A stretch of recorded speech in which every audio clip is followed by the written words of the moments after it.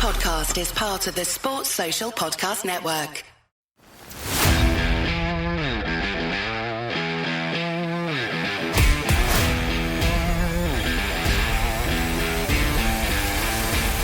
Croeso I podcast Rugby Cymru.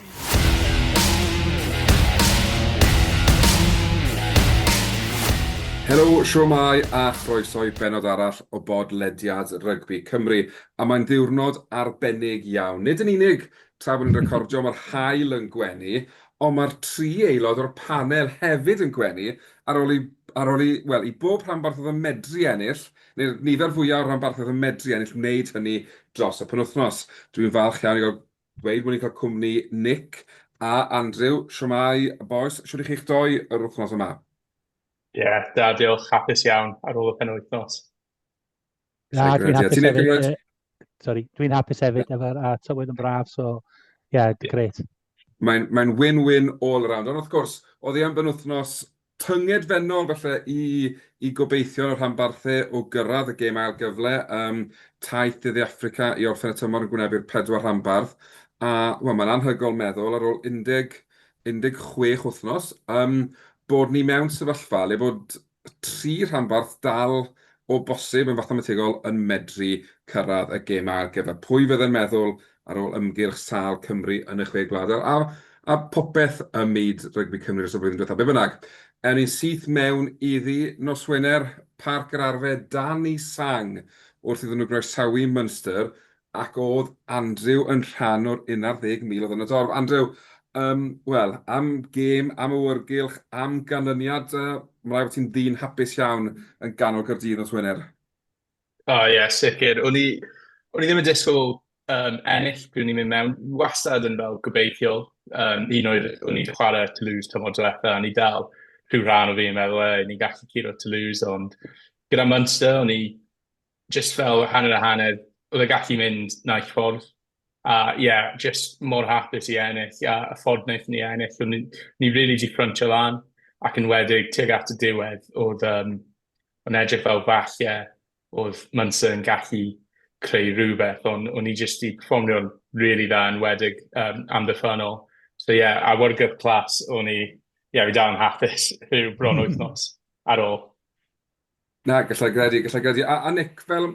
Dwi'n siŵr o ti fel fi'n gwylio fo ar y teledu, faint mor bwysig ynghyd destun popeth sydd wedi digwydd I Gaerdydd dros yr wythnosau diwethaf? Faint mor bwysig oedd hi bod nhw ddim yn unig yn rhoi perfformiad fel hyn yn ei gêm ola adre, ond bod nhw'n gallu dod bant ar fuddugoliaeth na'n erbyn tîm fel Munster? Mae jyst dangos, dyn ni dal yma fel tîm yn Gymru a bendant I Gaerdydd. Gêm hanfodol ennill i'r Gaerdydd yn erbyn Tor Fawr a Swnllyd. So mae'n braf I gweld hynny yn Cymru, yndi? Yn sicr, fi'n credu yn wedig ar ôl I Gaerdydd yr wythnosau diwethaf, ond I rygbi Nghymru'n gyffredinol, ers cwpan y byd, ers y golled erbyn yr ariannyn, does dim lot I mynd yn iawn I rygbi yng Nghymru. Mae wedi bod yn 19 mis caled. A wedyn, oedd gweld y chwaraewyr yn rhoi gymaint I gêm... Wel, a falle bod yn onest, oedd neb lot yn disgwyl Gaerdydd I ennill, achos dyn ni'n mynd draddodiadol fel rhanbarthau yn gwneud yn dda erbyn tîm o Ddiwerddon. Ond fi'n credu, fel o ti Andrew'n sôn, oedd y ffordd nhw'n ffront o lan, oedd e jyst yn wych I weld, a mae'r un hen ddadl, tasau'r tîmodd Cymru di chwarae bob penwythnos, fel iddyn nhw chwarae penwythnos diwetha, byddwn ni ddim yn cael dadl am odyn nhw'n gorffen yr 8 ucha. Byddwn ni'n gorffen ble'n yr 8 ucha maen nhw'n gorffen. Ond o ran safbwynt Gaerdydd nawr, Andrew, dwi'n cymryd bod ti'n dawel ffyddiog falle bod yr 8 ucha o fewn gafel, neu dwi'n gweud gormod fyna? Mae elfen o fi wir yn credu bod yn posib nawr rhyw 2 neu 3 fis yn ôl, ni wir ddim yn meddwl y siawns, ond mae dal yn mynd I bod her enfawr, mynd lawr I De Affrica, ceisio hyd yn oed ennill un gêm, ond trio cael pwyntiau yw'r peth pwysica, trio cael ceisiau, trio cael 4 cais o ddeia mewn pob gêm a trio bod o fewn y gêm, hwnna'n peth pwysig a gêm gyntaf yw'r Bulls a sa'n siŵr be i ddisgwyl chwarae yn altitude, ond mae'n mynd i bod yn her dda i chwaraewyr, mae siawns nawr gyda nhw, mae'n dwylo nhw i fod yn onest, felly fi siŵr o fod meddwl, os yn chwarae ni fel ni wedi chwarae nos Wener, fi'n, wir gobeithio. Un peth amlwg, Nick, sy'n mynd o blaid Gaerdydd, yw maen nhw'n dîm sy'n sgorio ceisiau, maen nhw'n dîm sy'n eisiau chwarae rygbi. Efallai na fydden nhw'n ennill gêm yn De Affrica, ond bod nhw'n gallu sgorio 4 cais yn y 2 gêm, 47, 48 pwynt. Bydden ni'n meddwl, bydden nhw bron a fod yn garantid 8 ucha, a bydden nhw'n anlwcus iawn falle, a fel mae tymor di mynd i beido orffen yr 8 ucha o fan hyn. Ie, dwi'n cytuno. Os nhw'n cael rhywbeth allan o'r y 2 gêm yna, dwi'n disgwyl nhw'n mynd trwad i'r uwch yr 8 uchaf. Maen nhw clinical di'r Caerdydd, dwi'n meddwl di gair. Ond am diffyn wedi gwella hefyd, oedd Falatau yn hygol. Ond wel, pawb yn y tîm oedd chwarae na. So felly, dwi'n meddwl mynd i'r De Affrica efo chydig bach o hyder a cael rhywbeth allan o'r taith. Mae'n anhygol, ti'n sôn am Falatau fyna, a bob tro mae rhywun yn meddwl, a dyw e falle wedi mynd dros, a dyw dyddiau gorau'r rygbi fe drosol, a dyw ni'n dechrau gweld y diwedd, mae'n rhoi perfformiad fel gwnaeth yn erbyn Munster. A mae'n atgoffa ni i beido byth reit o fe bant. Mae'n chwarae fel wythwr sy'n ar one-man mission i fod ar awyren i Australia yr haf. Wrth gwrs, mae lot o waith yn ei gyrraedd fyny, ond mae cael rhywun fel Falatau yn arwen o'r blaen yn gymaint o hwb i'r chwaraewyr ifanc a hefyd i'r dorf. Mae fe'n codi'r holl beth a mae jyst yn rhoi'r extra 10% na falle sydd angen ar chwaraewyr i gael buddigoliaeth yn erbyn tîm fel Munster. O'n bendant. Sorry, Nick. Na, jyst dweud, hefyd, pob clod i'r tîm yr hyfforddwyr. Dwi'n gallu weld cynnig ar y ffordd, maen nhw wedi cymryd cam ymlaen fel tîm. A pob clod i'r hyfforddwyr hefyd, sydd wedi trefnu hwnna. Odi, wrth gwrs, mae wedi bod yn gyfnod anodd i'r hyfforddwyr gyda Matt Sherratt yn cymryd swydd Cymru. Mae wedi bod lot o chop and change fyny hefyd. A mae rhaid ni gofio, dwi'n mynd credu bod Gaerdydd i ennill gêm yn mis Ionawr a mis Chwefror. Felly mae'r ffaith maen nhw wedi troi hwn i gyd o gwmpas.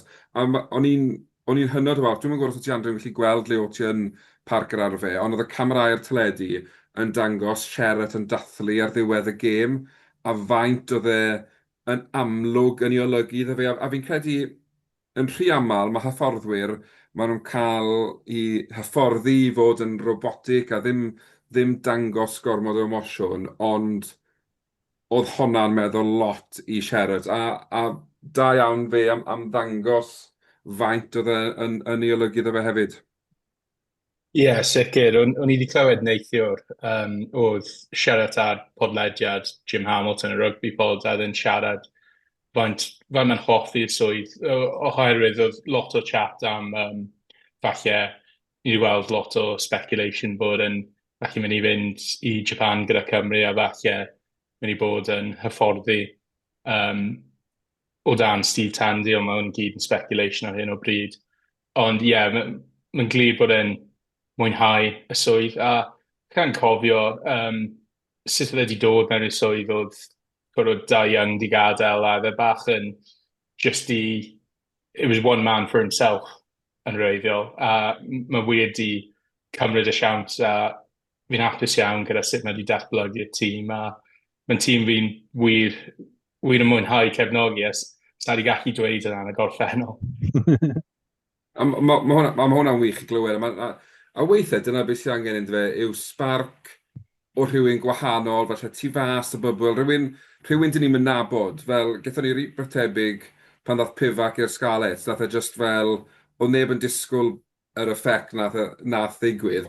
A fi'n credu, ni'n gweld hwnna'n Gaerdydd nawr, mae'n teimlo fel bod Sherrod i ffindo'r fformula sy'n gweithio iddo fe ac i'r chwaraewyr, a maen nhw nawr yn pigo buddigolaethau lan, felly o'n nhw ddim yn gwneud tymor diwetha a ddim wedi gwneud mewn tymhorau cynt. Felly, os gallwn nhw gadw fi'n credu bydd Gaerdydd yn brwydro am yr wyth ucha dros y tymor nesaf. Yn amlwg, mae gyd yn dibynnu ar beth sy'n digwydd gyda materion oddi ar y cae, ond gobeithio gallai ni gael ei sorto bod ni yn gweld tîmoedd o Gymru yn brwydro am yr wyth ucha yn dymhorol, hytrach yma i flash in the pan i'w lenni, rili, ynddo fe?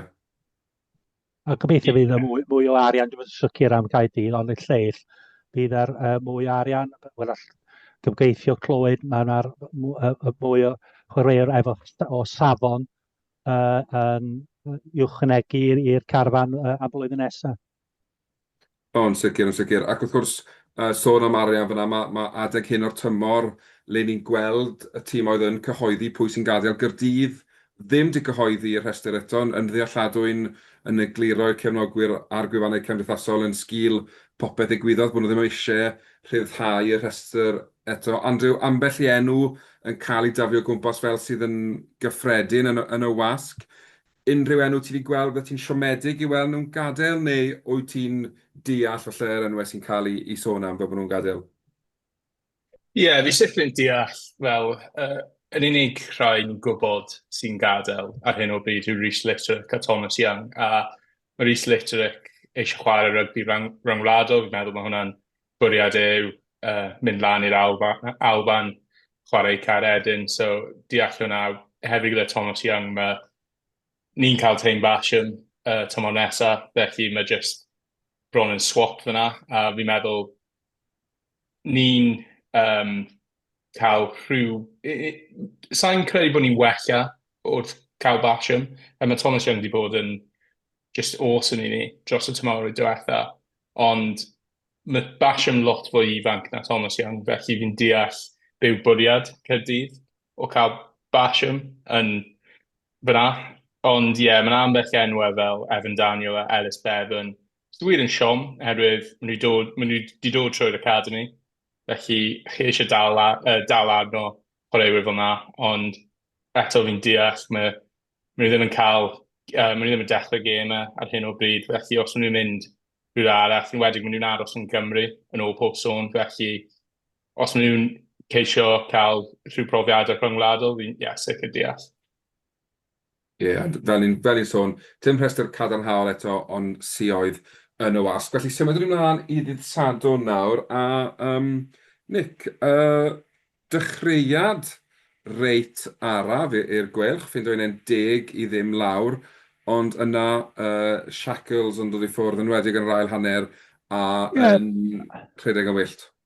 Ie, gêm agos yn y chwarter cyntaf, yn y hanner awr cyntaf, ond erbyn hanner amser, byddwch chi'n gallu weld gwylch yn dechrau roed y stamp ar y gêm, ac yn yr ail hanner y gwylch yn clinigol a wir wedi mynd ar y beg, a cael dipyn o hwyl yn ceisiau yn y diwedd, 9 cais i 3. Ffordd ar iawn i Adam Beard i ddarfod gyrfa gyda'r tîm, so felly mae wedi bod yn gywir yn gret i'r gwylch, a dyn nhw'n mynd i methu yn bendant, ond methu cwyno, ni'n crafu fyny unfed ar 10 rwan yn y cynger, a o leiaf, dyn ni'n mynd i De Affrica, teithio dramor gyda rhywbeth i chwarae amdan, a rhywbeth i cynogwyr yn y stadiwm i dathlu y gêm olaf am y tymor adre. Ac hefyd, pob clod i'r dorth yn troi fyny pan oedd Dan Lydiat, un o'r gywir, un o'r gorau Cymru, a path o mynd i ffwrdd cael standing ovation, a hwnna oedd rhywbeth dda. So dwi'n meddwl rwan, dwi'n edrych ymlaen i'r diwedd y tymor, a gan i weld lle dyn ni cyrraedd yn diwedd y tymor. Gael mynd yn ôl at rhywbeth wedi codi wythnos diwetha, a thi sôn am y ffordd mae'r Gwylch wedi mynd a dewis y tîm yn chwarae yn Parc y Scarlets yn yr cyngor. Pan dwi'n edrych yn ôl, dwi'n fod meddwl am hwn, os di Gwylch ddim yn cyrraedd yn yr uwch, yn yr wyth uchaf, dwi'n meddwl y geimau pwysig oedd y geim cyntaf, colli, yn injury time yn erbyn y dreigiau. Dim cael dim byd allan o'r bydd y far yn erbyn Gaerdydd, ac hefyd colli yn yr Eidal yn erbyn Zebra. Dwi'n gobeithio dim ond nhw'n dod nôl a edrych yn ôl wedyn dweud ond i fi, hynna'r hynny o'r gêm dyn ni wedi gallu meddwl mi should have done better. Odi, mae'n ddiddorol yn dweud, ti'n enwi doi o'r tri tîm fyna, a maen nhw ar y gweilod. Mae'r dreigiau 20 pwynt tu ôl i Zebra sy'n 15fed, a Zebra yn 15fed hefyd ar ei hôl i chydig. Ond mae jyst yn profi yn y gyngor yma yn dweud bod rhaid roi'r tîm cryfa posib mas bron fod bob gêm, achos os i ni yn mynd i fod yn gystadleuol, yn mae'n neud y dwbl dros y dreigiau yn imperatif, a mae curo Zebra hefyd yn beth hollol bwysig. Ond mae'n ddiddorol, fel mae gêm y dreigiau, hwnna'r un dyn ni'n meddwl sy'n brifo fwyaf, achos yn amlwg dyna'r unig gêm maen nhw wedi ennill trwy'r tymor, a maen nhw'n edrych fel tîm, Andrew, sy'n desbret i'r tymor orffen a goeddio bod rhywbeth yn newid tymor nesaf. Ie, yn sicr, fi wir yn teimlo i cefnogwyr y dreigiau hefyd wedi bod fel hyn am blynyddoedd. Does ddim wedi bod lot i fod yn hapus amdano. Sa'n siŵr ble maen nhw'n mynd nawr, chwaith, herwydd mae yna chwaraewyr yn dod mewn tymor nesaf. Maen nhw wedi cael chydig o, yn ôl pob sôn, mae chydig o chwaraewyr Caerdydd yn mynd, ond eto maen nhw'n chwaraewyr sydd ddim yn dechrau i Caerdydd, a mae'n edrych fel yn aml, maen nhw'n rwydd o chwaraewyr sydd ddim wir yn chwarae pob wythnos, a does ddim fel ffordd i tyfu, a enwedig, os chi'n ystyried sut nath Dai Flanagan gadael, maen nhw heb di wella lot o gwbl o dan tir, a chwarae teg, mae tir heb di cael siawns i rili wneud unrhyw beth, ond chi angen meddwl mae yna rhywbeth angen newid, rhyw fath o chwildro bron tymor nesaf, os mae pethau ddim yn newid, hefyd mae wedi bod fel yna am blynyddoedd nawr, a mae jyst ddim yn edrych fel mae'n mynd i wella. Na, dyna'r peth yn dweud fel, byddwn ni'n oer gwylch mewn eiliad, Nick, ond fel, mae bob tymor, neu bob haf, ni'n clywed y dreigiau, ni di arwyddo'r chwaraewr hyn, ni di arwyddo'r chwaraewr na. Yn amffodus, maen nhw'n arwyddo chwaraewyr sy'n naill llai falle past their best, neu'n arwyddo nhw wedi anafu, a dyn nhw ddim yn holliach am gyfnodau hir yn y tymor. Wedyn, maen nhw'n gwario rhan helaeth o budget a chwaraewyr sydd ddim ar gael i'w dewis, ac yn amffodus nawr, be ni'n gweld yw tîm sy'n ymhell ar reoli. Dyn nhw ddim yn agos i hyd yn oed Zebra bellach. Ni'n edrych, dyn nhw'n wedi sgorio fwy o bwyntiau na Zebra dros y tymor, ond maen nhw wedi ildio 130 yn fwy. Mae hwnna bron o fod yn 8 pwynt y gêm yn fwy na Zebra. Maen nhw'n ildio wedyn. Dwi ddim yn gwybod beth yw'r ateb i'r dreigiau, ond efallai bod angen iddo stopio rwydd o chwaraewyr a trial cael y fforddwr mewn profiadol, hen ben, sydd felly mynd i gostio chydig fwy, ond fe ddaw e a canlyniadau, achos dy'r cefnogwyr, dyn nhw'n poeni fel mae'r dreigiau'n ennill, maen nhw'n desbret i weld y dreigiau'n ennill, a fi'n credu mae rygbi Nghymru'n desbret i weld y dreigiau'n ennill ar hyn o bryd. Ia, dwi'n cytuno. Mae eisiau, fel chdi, mae eisiau gwario chydig bach o bres ar tîm y fforddi. Hefyd, cael gwared o Dai Flanagan, mae nhw un yn lai yn y tîm, herwydd tia, oedd o am diffyn, yn oedd, y ffordd oedd am diffyn. So pwy sy'n neud hwnna rwan? Ond hefyd, maen nhw wedi penodi'r hyfforddwr am ddiffyn fel prif hyfforddwr, ond oedd ddim yn ei swydd gwych fel hyfforddwr amddiffyn, achos maen nhw wedi Na. bod yn shipo pwyntiau left, right and centre. Wedyn, y flip side o hwnna, yw mae ni Mark Jones, hyfforddwr ifanc o Gymru, sydd wedi bod i Seland Newydd, sydd wedi bod i Loegr, sydd wedi dysgu grefft, a hyd yn oed yn gweithio dan Toby Booth, oedd e'n dysgu wrth rhywun established, sydd wedi gwneud swydd da o fewn rygbi ym Mhryden, a mae fe bron o fod wedi bod yn transition naturiol. A nath gweilch newid i prif ffordd nhw'n ystod y tymor, ond mae da ni nhw nawr yn brwydro mor wyth ucha, a mae da ni'r dreigiau 29 pwynt yn llai na'r gweilch yn y tabl, a 6 buddigoliad yn llai. Dwi'n gwneud synnwyr, rili. Nawr, Nick, ti'n mynd i Africa, newn ni, wyt ti'n ffyddiog, beth sy'n angen, oes angen dwy buddigoliaeth? Dyn ni lwcus pwy dyn ni chwarae, herwydd i fi, y tîm gorau o dde Africa yw y Bulls. Mae Stormers yn dod i fewn efo chydig o'r ffom, dechrau chwarae lot well, ond y Sharks di pedwerydd yn y cyngor. So mae hwnna'n gêm anodd iawn. Ond di Sharks ddim yn edrych fel tîm dda, ond maen nhw'n cael fel arfer, maen nhw'n just dod allan efo buligoliaeth. So mae'n bwysig i ni cael rhywbeth allan o'r gêm cyntaf. Os ni cael rhywbeth allan o'r gêm cyntaf a ennill, dwi'n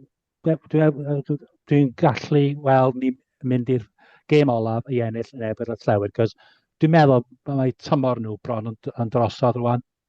So, a just y ffaith ni mynd i mewn i'r taith efo rhywbeth i chwarae amdan. Dyna'r peth yn fel, wel, yn sicr o pwynt ysgarles, unwaith gollon ni, unwaith ni just curo'r dreigiau yn dydd y farn, o'n i'n adamant ar y pod wrth yswyrth o'r tymor o'r ben, a bod ni'n cael 3 chwalfa, ond dyna'r peth yn fe, a ti'n sôn fyna bod dim byd ar llewod i chwarae am, os gall ysgarles neu ffafr ych chi a curo'r llewod, fydd i tymor nhw drysto be bynnag, a wedyn fydd dim byd yn nhw chwarae, wedyn fydd e'n sicr yn rhoi gobeith i chi, ond mae wedi bod yn dymor, wel, llwyddiannus i'r gwerch, dda ti'n gweud, Nick? Neu, Andrew, beth ydych chi'n meddwl?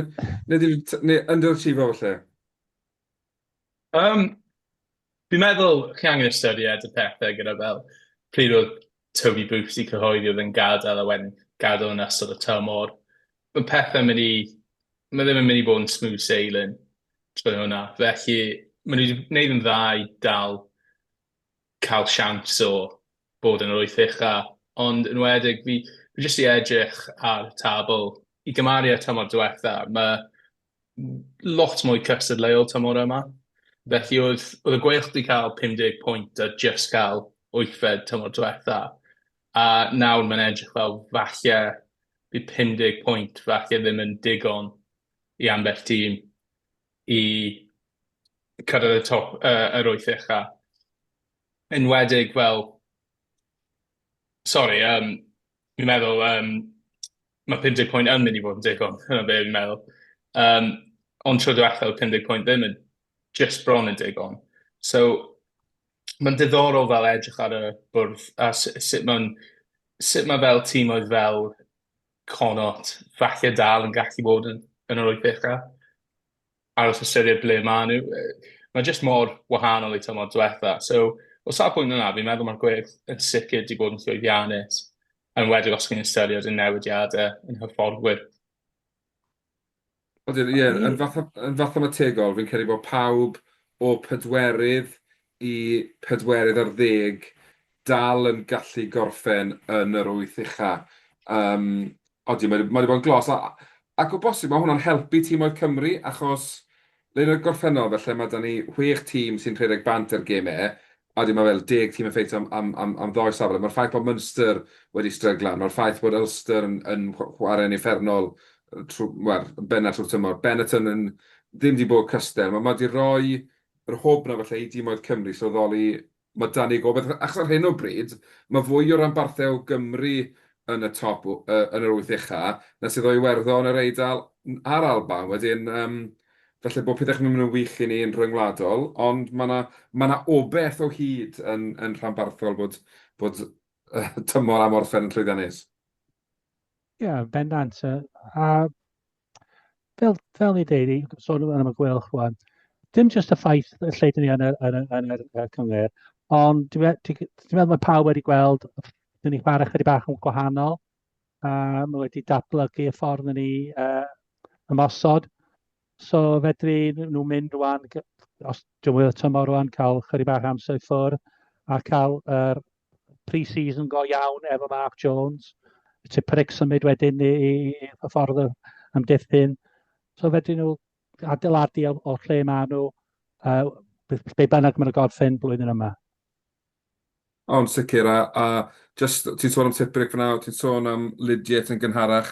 Fi'n gwybod nath Tiprig ddim chwarae, ond tipyn o brynhawn yn y Liberty yn gweld 3 stalwart o Gymru, felly yn Lydiat, Tiprig a Adam Beer yn symud i Ffrainc. Mae'n tipyn o hit pan ni'n meddwl bod y 3 na'n gadael, felly Cymru yn yr un haf. Maen nhw wedi bod yn beth yw'r gair fi'n meddwl, maen nhw wedi bod yn was ffyddlon i Gymru a'i rhanbarthau ar hyd y blynydde. O'n bedant.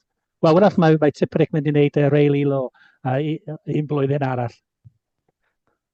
Pam lai. Wel, mae'n ddigon ffit, ni wedi gweld yn cyflamu lawr y can. Ond just y ffaith yn ei sôn, ni'n eisiau bod heb y fforddwr yn diffyn am blwyddyn arall.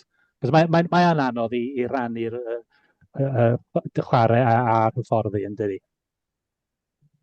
O, yn sicr. A ni'n gweld, fan mae'r detriment wedi bod ar draws y rhanbarthau, really, pan maen nhw wedi bod un hyfforddwr yn bryn, mae'r ardal yna o'r gêm yn dioddef fel pwy bynnag dîm sydd yn dioddef ohono fe. Felly, wel ie, pob lwc. A unwaith eto, gwelch na'r dreigiau ddim wedi cyhoeddi rhestr llawn o pwy sy'n gadael. Felly mwynhad i Africanig, a gobeithio... Diolch yn fawr iawn. Gobeithio rhywbeth dati ddathlu. A sôn am dathlu, wel, oedd hi'n wyllt yn gorllewin Cymru nos Sadwrn. Wrth i'r Scarlets giro Leinster, fi'n gwybod anodd credu, o 32 i 22. A fi'n credu tro cyntaf mewn blwyddyn a hanner bod Leinster ddim wedi cael unrhyw bwynt mewn gêm o fel losing bonus point na dim byd fel ni. Mae eisiau fi ymddiheuro i'r Scarlets, achos nes i'n rhoi unrhyw llygedyn o obeth iddyn nhw wythnos diwetha, o'n i'n disgwyl dim byd i blaw crysfa.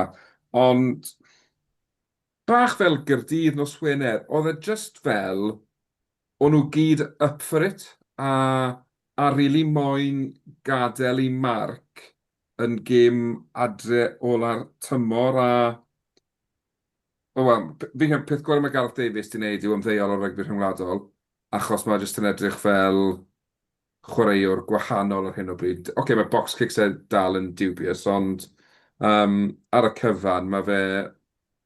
mae gêm mae popeth o fel Henry Thomas yn taflu passes... Hepburn yn taflu passes, that's o'n anghyfreithlon i brops taflu, a oedd yn ymdrech carfan gyfan, a mae jyst unwaith eto nawr, mae'r gobeith na, bod ni'n gallu cyrraedd rwyth uchel os ni'n gallu cael rhywbeth yn De Affrica, anhygoel. Ie, gath tîm Plymty y gêm gorau dwi wedi weld y chwarae, a dangos beth mae o'n allu cynnig. Pyn o'n cael y paent o bethau sylfaeno, a peidio rhoi gormod o'r gicio cost i ffwrdd. A mae'n o'n edrych dipyn o player nos Sadwrn lawr yn y gorllewin. Gath e un moment le nath e dacl hwyr neu shoulder back, neu nath e rhywbeth, a ni fel, na one free hit is stop nawr. A fi'n credu ar ôl hynny, nath e sort of sylweddoli, wel, lli beidio roi cicio cost bant. Achos ni yn y gêm yma. Dyna oedd yn foddhaol i weld, o'n i'n meddwl, oedd bod Leinster yn bygwth yn ôl mewn i'r gêm, bob tro Scarlets yn sgorio, oedd Leinster yn lawr o sgorio yn syth ar ôl ni. So, oedd rhywbeth yn gweud wrtho, oedd y Scarlett jyst i weld, oedd i pennau nhw'n switched on, a ar ôl 70 munud o'n i dal yn meddwl o'n i golli, o'n nhw'n gryf yn amddiffynol, o'n nhw'n mynd weld fel bod nhw'n moyn gadael Leinster sgorio pwyntiau hawdd, achos dyna ma'n gwneud mor aml yw sgorio pwyntiau hawdd, ond camgymeriadau Scarlett helpodd Leinster, o'n i'n meddwl, fel uned amddiffyn, o'n nhw'n dda iawn o sadwn. A Ie, sicr. Sorry. O, sorry. Ges i ddim y siawns i gwylio'r gêm, o'n i'n brysur trwy gydol di Sadwrn, ond o'n i'n cadw golwg ar y sgôr. A o'n diddorol, fi'n meddwl mae Leinster yn tîm, mae pawb yn Cymru a falle pawb yn Ewrop yn mwynhau cysau, herwydd maen nhw jyst mor dda. So oedd e'n gret i weld Scarlett ennill, ond yn wedig, o'n i'n siarad am teim Punji jyst nawr, Wy'n meddwl sut wedi cymryd cais jyst mor dda. Fi'n disgwyl i weld ar y taith i Japan yn yr haf. Ond mae jyst mor dda i Scarlett rhoi gêm fel na ymlaen. Yn wedig, nes i gwylio'r gêm y dreigiau dydd y fan, a o'n i'n cytuno, o'n i ddim yn disgwyl lot o siawns i Scarlett di Sadwrn. Ond i jyst troi lan fel na, mae'n rhywbeth dda eto i'r cefnogwyr. Fel, mae'n i bod ambell gêm, mae'n ddim di bod yn hoff ohonyn nhw. Ond mae hwnna'n, just canlyniad gwych i rygbi yn Cymru yn gyfan gwbl. A braf hefyd i weld Blaine Peel yn dangos chydig bach o emotion ar ôl y gêm hefyd, cos oedd ddim arfer dangos llawer nac di, ond braf i weld o mor hapus efo'r buligoliaeth. Ond sicr, a fi'n credu maen nhw'n sylweddoli falle beth maen nhw yn llwyddo i wneud fel hyfforddwyr yng Nghymru. Fi'n cysau bang ymlaen ar un peth. Mae'r ffaith bod ni'n mynd i Africa gyda'r 3 tîm yn brwydro am wyth ucha yn rhywbeth fi'n credu bydde regional fans mwyaf wynaid Cymru di meddwl bydde'n digwydd, really. Fel o'n i'n llythrenol Lenin gobeithio fydden ni un tîm yn y 10 ucha a fydde'r 3 arall falle 12fed i 15fed neu rhywbeth. O'n i ddim yn meddwl bydden ni'n cyrraedd y pwynt hyn, neu bod ni'n wirioneddol yn targedu 8 ucha. Fi'n credu mae'n wych i weld, ond wrth gwrs, mae rhaid ni nawr weld y 3 rhanbarth yn baco lan y buddugoliaethau yma dros benwythnos yn De Affrica. Fi'n gwybod bod yn her wahanol, ond mae sicr, mae'n rhoi llygedyn o beth i ni. A sôn Gareth Davies, faint mor eironig oedd bod e'n paso record Steph Evans am geisiau yn gêm ola adre Steph Evans. Mae fe ar y rhestr sydd wedi cael ei gyhoeddi'r Scarlett. Maen nhw wedi cyhoeddi'r pobl chwaraewyr yn gadael. Lle mae Steph Evans yn un sy'n gadael, Sean Evans, Iwan Lloyd, wrth gwrs, sy'n gwybod yn mynd adre i Gaerdydd, Alex Craig yn symud i Glasgow. Dwi'n cymryd yn debyg i Rhys Litterick eisiau bod yn stalwart yng Ngharfan. Yr Alban wedi mae chwarae yn Alban. Mae'n helpu ni Charlie Titcomb. Lot o sôn am y maswr ifanc, falle yn yr wyddod o Caerlir, Evan Jones a Ed Scragg. O'r rhestr yna, fyddech chi'n arwyddo, wel, unrhyw un sydd ddim wedi cael ei arwyddo'n barod, fyddech chi'n cymryd nhw'n rhanbarthau Cymru, neu a dyn nhw falle ddim cweit yn cyrraedd y safon disgwyliedig? Wel, fyswn ni'n mynd, fyswn ni byddech chydig bach fel Bevan Charlie Titcomb, os di Owen Williams fel yn sôn yn symud i'r Provence, Ffranc, dwi'n meddwl. Os di hwn yn digwydd, bydd gwelwch yn angen maswr arall tu ôl i Dan, a Walsh yn gallu chwarae rhif 10 hefyd. Neb arall. Na, sori. No, mae'n iawn. Fi'n cytuno hefyd. Fi'n meddwl, wrth i chi enwi'r wrth i chi mynd trwy'r restr yna, fi'n deall falle pam nhw'n gadael, nhw falle ddim yn cystal i gêm proffesiynol yn Cymru.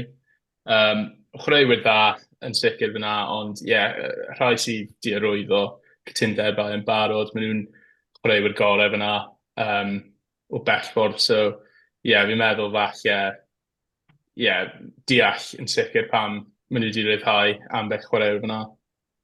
Ond yn y ffordd, mae anafiadau ac ati wedi disrupto Steph Evans os y blynyddoedd diwethaf yma. Mae wedi colli bach o pace nawr, felly mae'n greu synwyr. A gyda'r gweddill, dyn nhw'n wedi chwarae digon, felly boed hynny, efallai bod nhw ddim ddigon da ar lefel neu bod chwaraewyr eraill yn eu safleoedd nhw. Na, mae'n part and parcel o chwaraeon proffesiynol yn anffodus. Mae'r Scarlets wedi bod yn brysur. Jake Ball allan o ymddeoliad. Dwi'n gyffroes am hwn, ond fi'n fan enfawr o Jake Ball. Dwi'n gwybod beth chi'n meddwl o rwyddo rhywun sydd wedi ymddeol o'r ail adran yn Japan. Ydy yn bold move? Mae'n diddorol oherwydd mae'n fan favourite diwedd y dydd, so fi'n meddwl mae'n rhywbeth dda i'r cefnogwyr. Yn wedyn, fi'n meddwl, siŵr o fod Jake yn mynd i joio dod nôl adre i llunelli. Felly, mae yna lot o chwaraewyr sy'n gallu chwarae yn yr awreng yn barod yn y Scarlets. Felly, mae'n just dda i gael enw fel Jake Ball. Mae wedi chwarae am ambell amser, ond un oed os mae'n chwarae hedyn ei 5 gêm tymor nesaf, mae'n mynd i fod yn meddwl awyrgylch dda yn y stadiwm os mae'n dod mlaen. Getting the band back together, Carwyn. Wel, dyna beth yw e. Ken Owens nesaf. Ie. Dyna beth yw e. Mae'n ddiddorol fi'n credu. Mae'n fel, dwi'n credu bod yn dod yn ôl i chwarae 15 gêm mewn tymor. Dwi'n credu bod yn dod yn ôl. A falle bod rhyw fel llygad, fel rhywbeth o ffordd player coach, teip o beth, achos ni'n gwybod mae lot o fel rhywun fel Jack Price na fi'n credu. Mae fe'n old school second row hefyd, bach fel Jake Paul. Mae Jake Paul yn cynnig mwy o gwmpas y caw. Fi'n mynd gwybod, a di hwn falle y cyfle i Price dysgu wrth rhywun fel Paul a mynd a'i gêm i'r lefel nesaf pwy oer. Ond hefyd, prynawn yma, Kemsley Mathias wedi ail arwyddo cytundeb i aros gyda'r Scarlets. Sy'n benderfyniad da fi'n credu. Mae pil i weld fel bod e'n gallu rotato'r props reit dda, so mae fe'n, mae gobeith falle bod ni bach o stability yn y garfan tymor nesaf nawr. A dyna ni, wythnos exciting yn rygbi Cymru. Ar y cae, oddi ar y cae, wrth gwrs, mae lot i digwydd to. A Dave Redin yn cael i enwi fel cyfarwyddwr rygbi newydd yr Undeb Rygbi Cymru. Mae'n teimlo fel bod i aros lot o amser i gael rhywun yn y rôl yma. Dyn sy'n gyfarwydd gan y gweithio'n chwaraeon, wrth gwrs wedi bod ym Mhêl Drod, gêm Olympedd, ac hefyd rygbi yn y gorffennol. Hapus bod nhw wedi dewis rhywun fel Redin, neu beth yw'ch barn chi, boes? Wel, a na i mynd cyntaf, os ydyn nhw'n iawn, Andrew. Dwi'n licio ffaith mae wedi cael gymaint o brofiad wahanol. A ffaith ddim yn dod o Gymru, chwaith ddim yn poeni fi o gwbl. Glywes i cyfweliad hir a o'n wneud gyda Dan Bigger, a dwi'n licio ffordd mae'n siarad, be wedi clywed am arweinydd a datblygu systemau. Ond hefyd, dwi'n gweld, mae'n dod drosodd fel rhywun sy'n mynd i gwrando, mae hwn yn pwysig, ond bydd o'n digon dewr wedyn i dweud na hwnna di ffordd ni eisiau mynd ymlaen i gwella pethau. So dwi'n efo chyderchach o obaith. Proof will be in the pudding now. Ond dwi'n edrych ymlaen i fod dechrau ar llawn amser. Ath o sôn, mae ddim yn dechrau tan cyntaf o fis Fedi. O cyn hynny, mae'n fod ar rhan o broses a mae'n bwysig yn bendant o'r penodi a ffordd o'r newydd y tîm. Fi'n meddwl, mae hanes fe yn chwaraeon yw ar y brigyd cael, so mae'n rhywbeth dda i gael yn sicr, ond ei fod yn mynd fel enw gyfarwydd i cefnogwyr rygbi Cymru, falle mae hwnna'n be mae rygbi Cymru angen. Rwy'n ni jyst dod mewn a just newid popeth ar hyn o bryd, herwydd mae popeth ddim yn gweithio ar hyn o bryd. So, unrhyw newidiadau mae'n mynd i wneud yn mynd i fod yn rhywbeth positif, dwi'n meddwl, yn y dyfodol. Ond sicr, dwi'n cytuno ar ddoi chi yma. Mae'r ffaith bod e ddim yn involved yn rygbi Nghymru yn rhywun o tu fas y fishbowl yn help. Mae wedi dod mewn a mae wedi gweud yn barod. Da pwy o ffordd o'r nesaf, mae angen bod nhw'n lleoli yng Nghymru. A fi'n credu, mae'n joc nawr edrych nôl a meddwl am y peth, bod y fforddwr cenedlaethol ddim yn byw yn y wlad mae'n hyfforddi drwy gydol y flwyddyn, ond wrth gwrs, oedd neb eisiau dweud dim byd felly yn erbyn Gatland ar y pryd, a mae'r ffaith bod e redyn yn dod mas a gweud hyn yn syth yn dangos bod e hefyd felly yn ymwybodol o pethau sydd wedi bod yn ymlaen, a bod e ddim di anwybyddu'r gorffennol, neu'r hanes diweddar, ond yn edrych arno fe fel reit. Beth ni'n gallu gwella yn immediate o'r hyn sydd wedi bod o'r blaen, a mae'r ffaith bod e'n yn siarad fel la yn arwydd da iawn yn ymfarnu. A gobeithio bod y ffaith bod e ddim yn involved yn gwleidyddiaeth rygbi Cymru hefyd o help yn y tymor hir. Pencampwriaeth 6 gwlad y menywod wedi dod i ben. Fi'n gwybod mae'n tymlo fel bach o deja vu, really, o beth i 6 wythnos yn ôl. Siomedig, llwy bren i'r menywod hefyd. Dwi'n yn gwybod beth i weid. Mae'n tymlo fel bod nhw, felly, mewn anodd credu meddwl hyn, mewn lle gwath na'r dynion ar hyn o bryd? Fel yn ni sôn wedi sôn, o'n i disgwyl cael well perfformiad erbyn yr Eidal. Rwan, mae'r gennym chydig bach amser rwan cwpan y byd, yn meddwl, mis Awst yn Lloegr. So fedru Sean, beth enw, Sean, sorry. Lynn. Lynn. Mae'n gweld chydig bach o amser rwan i, ond mae'n lot o waith i wneud.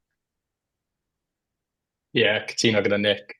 Mae jyst yn siomedig. Oedd e fel 2 blynedd yn ôl daeth y cytundebau proffesiynol i fewn i'r menywod, a hwnna yn reiddiol blwyddyn gyntaf, sicr well iawn, ond mae jyst i mynd yn waith y 2 blwyddyn diwetha, yn wedig o ystyried fel canlyniad Iwerddon a ystyried fel 2 blwyddyn yn ôl. Mae nhw jyst yn mynd lot fwy waith ar un o bryd. Sicr cytuno gyda Nick, mae angen rhywbeth digwydd tuag at wrth ystyried y cwpan y byd, ond gobeithio gyda Sean Lynn jyst i dechrau swydd, a oedd e di wneud mor dda gyda glos o Harbury. Gobeithio disgwyl gyda cael fath o pre-season neisa am y camp cyn y cwpan y byd yn mynd i wneud rhywbeth wahanol, a gobeithio bydd canlyniadau positif yn dod o hwnna. Ond yn sicr, achos mae wedi bod yn ymgyrch anodd iawn, Cymru'n ildio dros 200 o bwyntiau sy'n dros 20 pwynt y gêm ar gyfer taledd, a fi'n gwybod fel ni'n disgwyl efallai erbyn menywod Ffrainc a menywod Lloegr, achos mae'r ddwy wlad mor bell ar ei blaen i yn gêm y menywod, ond ni wedi cael crysfa erbyn Iwerddon ar Eidal hefyd, a mae gwaith caled o'i flaen a bosib felly fydd cwpan y byd yn rhy sydyn o ran disgwyl gwirthiau, ond jyst eisiau gweld perfformiadau gwell, a bod ni yn y frwydr a wedyn 6 gwlad blwyddyn nesaf fi'n credu, hwnna felly fydd y prawf go iawn. Le ni wedi cyrraedd i gymharu eleni, achos mae 3 mlynedd i mynd, fel ti dwi'n gweud, a i fi, dwi'n cytuno, mae'n twmlo fel bod ni wedi gweithygu wrth i ni fynd mwy proffesiynol, a lot o waith, gyda nhw'n wneud fan ni hefyd. Reit, cyn bod ni'n gorffen, mae'n rownd yr 8 ola yn Super Rugby Cymru, a gewn ni bach o predictions, pwy ni'n meddwl sy'n mynd. Y Quins, wrth gwrs, wedi curo Rugby Gogledd Cymru yn y wildcard penwythnos diwetha lan mae Carwyn, felly nhw yw'r 8fed tîm yn y rownd yr 8 ola. Mae'r gêm gyntaf un enfawr. Caerdydd yn erbyn Pen y Bont. Daeth o ti Andrew gyntaf fel cefnogwr o rygbi Nghaerdydd. Wyt ti'n ffyddiog bod y brifddinas yn mynd i gadw fynd wel, tymor anhygol yn y gyngref? Gobeithio.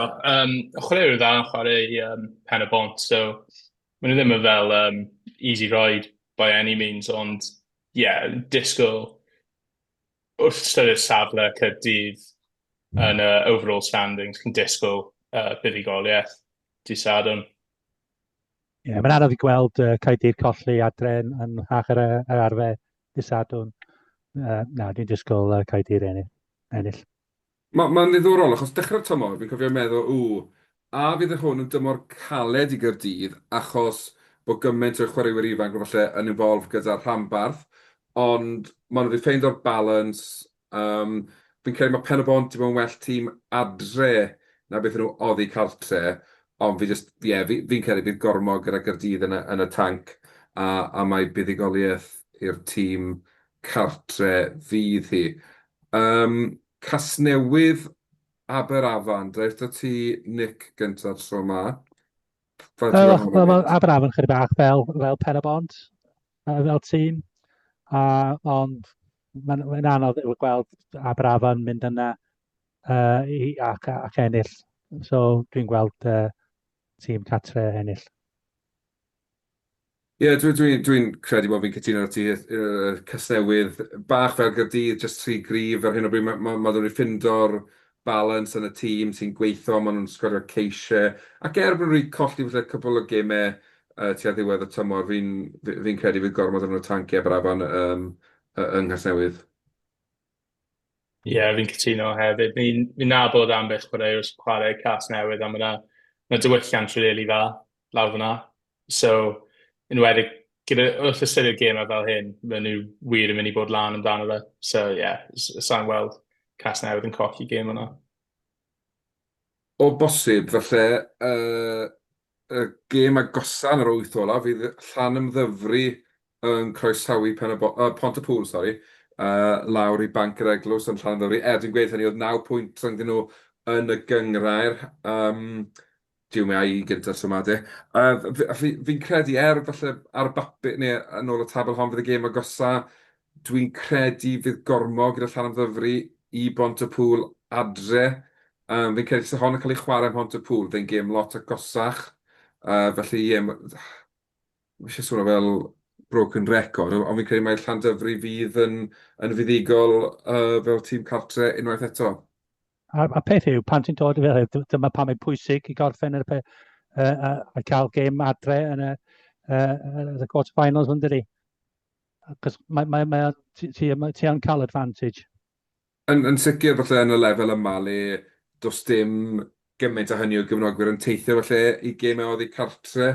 A hefyd, mae'r dorf adre yn chwarae gymaint o ffactor, yn rhedeg rhywle fel Llanymddyfri a Glynebwy, felly le mae'r dre i gyd yn dod rownd y tîm rygbi yn dyfe, felly diddorol gweld os bydd Pontypool yn gallu upseto'r cart yn Llanddfri. Mae'n mynd i bod yn diddorol hefyd gweld faint o chwaraewyr rhanbarthau sy'n mynd i bod yn chwarae penwythnos yma. Hefyd, mae hwnna falle mynd i... O'n i wedi gweld, meddwl, yn wythnos diwetha, oedd Steve Cummins i chwarae Ebw Vale, yn credu. So, mae hwnna'n diddorol fel sut mae pethau fel yna'n digwydd. A sut fath o... Os mae hwnna'n mynd i wella chances ti, neu falle mae ddim. Os chi'n cael chwaraewr sydd gyda ddim lot o profiad chwarae gyda boys na, ond yn wedig, os chi'n ystyried bod pob tîm rhanbarthol yn mynd i De Affrica wythnos nesaf, mae'n mynd i bod yn anodd rhyddhau gymaint o chwaraewyr, a falle bydd ambell chwaraewyr yn sicr yn achos Caerdydd, falle bydd ambell chwaraewyr sy'n chwarae Caerdydd i'r rags yn mynd lawr i De Affrica, sy'n mynd i cael effaith mawr, fi'n credu. Ond wrth gwrs, achos byddwn gorfod teithio gyda carfanau mwy, gan bod nhw'n mor bell a anafiadau wedi. Mae hwnna'n ffactor. Felly cael weld, mae'n falle bach o level playing field yn y SRC. Achos fi'n credu mae'r tîm oedd ar y top wedi bod yn dda iawn, a falle mae'r chasing pack felly ddim gyda'r un quality felly i ddewis ohono fe yn eu carfannau nhw. Wedyn y rownd yr wyth ola yw Glynebwy yn erbyn Cwyns Gyfyrddin. Cwyns Gyfyrddin, wrth gwrs, wedi cael un buddigoliaeth ar y rhewl yn barod. Mae Carwyn, a dyn nhw'n mynd i gallu baco hwnna lan gyda buddigoliaeth ar Eugene Cross. Mae'n Os fyny yw hwn fel yn yr Andrew ddewr. sôn. Pwy sy'n ar gael? Os yna rai chwilwyr o'r Scarlett ar gael, bydd nhw efo'r bach o obaith. Ond os nhw ddim efo'r chwaraewyr fel sydd wedi bod yn chwarae, dwi'n cofio pwy sydd wedi bod yn chwarae rwan, sori, ond mae rhai o Scarlett wedi bod yn chwarae. Os nhw ddim ar gael, dwi'n disgwyl y tîm a cartref ennill eto. Ie, fi'n meddwl ti'n gyda Nick fi'n credu. Mae'n mynd i bod yn anodd i glyneb o'i colli gêm fel yna. Eitha diddorol, dim ond 2 chwaraewr o'r Scarlett oedd yng ngharfan y Cwyns erbyn RGC, sy'n llai fi'n credu, maen nhw'n cael trwy gydol y tymor, fi'n credu maen nhw'n cael amla 3 neu 4. Felly, diddorol gweld beth digwydd, ond wrth gwrs, y tebygolrwydd yw, felly fydd llai ar gael penwythnos yma eto, ond wedi os travelling reserves ac ati, wedyn mae'n anodd gweld tîm cynta y Cwyns felly yn cael y goruchafiaeth yng Ngynebwy, ond i fod yn wahanol, dwi am weid bod y Cwyns yn cael big win arall on the road. Ymddeiriadau'r Cwyns am jinxo nhw nawr. Felly, dyna ni, wythnos arall myd rygbi Cymru wedi dod i ben. Wythnos, lot hapusach nag oedden ni'n disgwyl. Fi'n credu o pawb yn disgwyl bod ti Nick yn gwenu ar ôl curo dregiau. Dwi ddim yn sicr oedd Andrew na fi yn disgwyl bod yn gwenu gymaint ar ôl croesawu 2 o gewri Iwerddon i draw i Gymru. Felly, Nick, Andrew, unwaith eto, diolch yn fawr iawn i chi am eich cwmni. Diolch. Diolch yn fawr i chi gyd adre am wylio a gwrando. Nick, mwynhad i Africa, gweidda digon, a gobeithio gei di weld buddigoliaeth i'r gweilch allan yna. A peidio wneud be oedd y Scopol dwi'n wneud. Os oes ni fel tio'r caj, mae fyna am rheswm. Ond na, diolch yn fawr i chi gyd, a fe welwn chi wap. Hwyl fawr. Hwyl fawr.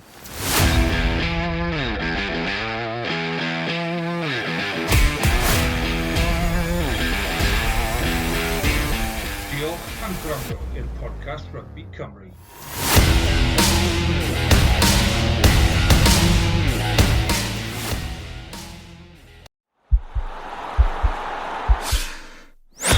This podcast is part of the Sports Social Podcast Network.